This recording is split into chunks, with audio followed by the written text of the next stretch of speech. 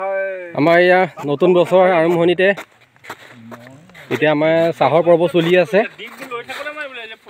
চাহ ডিম ব্ৰেড আদি কৰি এইফালে আমাৰ জুই ধৰি আছে, এইফালে আমাৰ দুজনে ব্যৱস্থা কৰি আছে। গৈছো আমাৰ জ্যেষ্ঠকেইজনীয়ে বহি আছে। এয়া আমাৰ অনিলাও আছে, চাহ খাই আছে, ব্ৰেড খাই আছে, ডিম খাই আছে।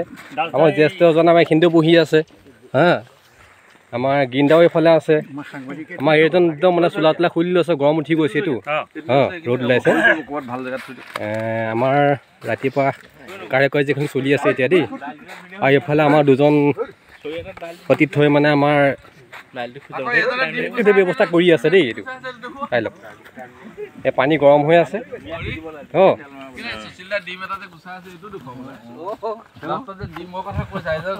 লাষ্টত আমাৰ এয়া ডিম গুচাইছে, দেখিছে নিশ্চয়। আপোনালোকৰ ফালে কেনেকৈ চলিছে আমাক জনাবচোন বাৰু।